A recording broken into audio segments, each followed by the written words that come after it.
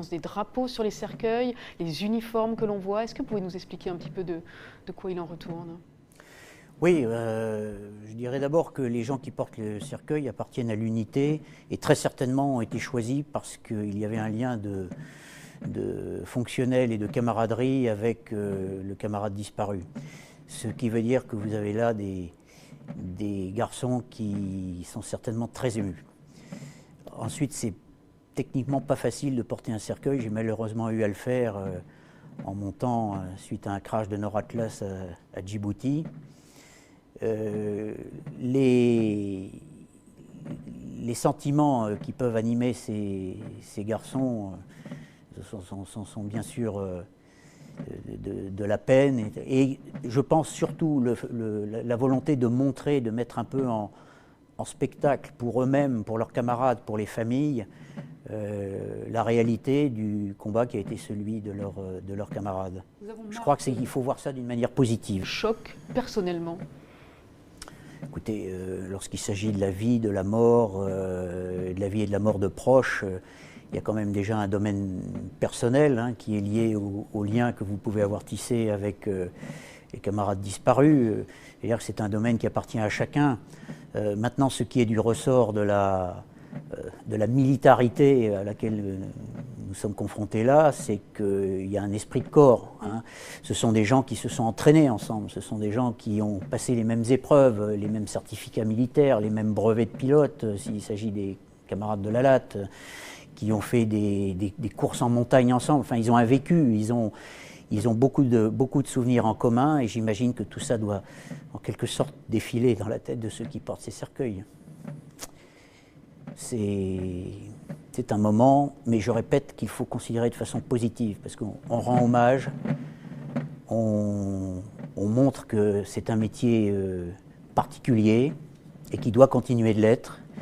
Et il est très bien qu'il y ait ce moment d'unité, nationale, autant que faire se peut pour ce strict moment du deuil. Après les évolutions politiques, etc., que vous évoquiez tout à l'heure, c'est un autre domaine. Je crois qu'il y a le temps du deuil, le temps des hommages, et puis business as usual reprendra après.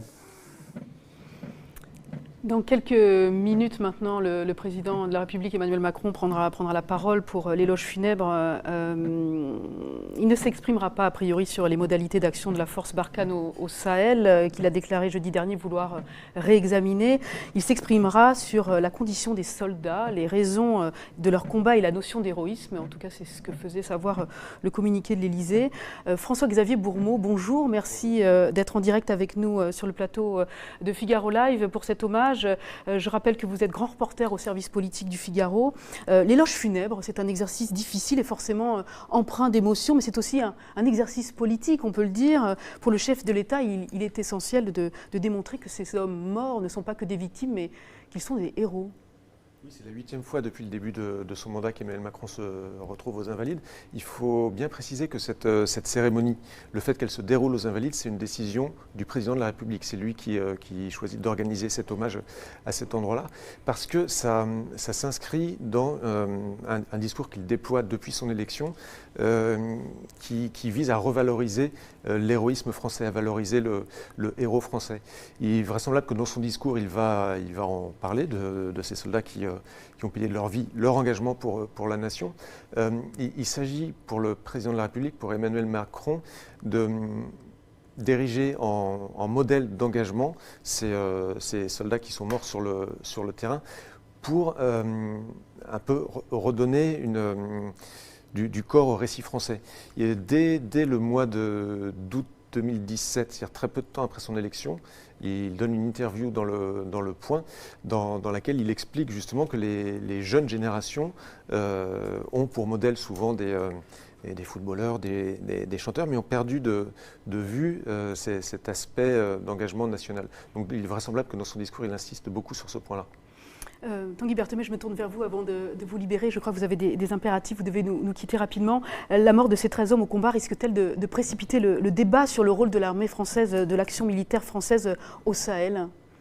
Non, je ne crois pas. Pas précisément. D'abord parce que comme on l'a dit, ce sont des morts dans un accident. Alors même si c'est un accident en opération, ça n'a rien à voir par exemple parce qu'il s'était passé à Ouzbi en Afghanistan, où il y a eu des morts au combat, où on devrait repenser la stratégie en fonction.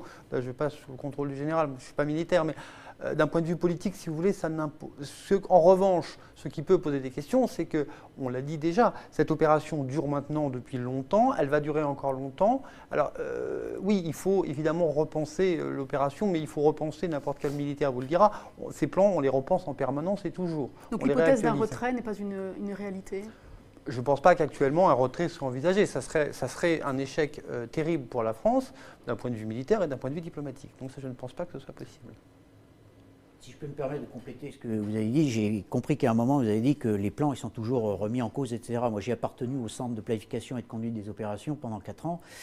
Il ne faudrait pas laisser croire aux gens qui nous regardent qu'on dit « tiens, on a 13 morts, qu'est-ce qu'on fait ?» Ce n'est pas comme ça que ça se passe. Bien évidemment, en permanence, et vous l'avez dit, en permanence, on suit la situation et il y a un bureau qui s'appelle le bureau plan, qui est un des bureaux prestigieux de l'état-major dans lesquels on est sans arrêt en train de tirer des enseignements de ce qui est en train de se passer et de voir par rapport aux lignes d'opération théoriques où on se situe et quel est le meilleur moyen de revenir sur ce qui était prévu ou bien de modifier ce qui était prévu en fonction des réalités du terrain.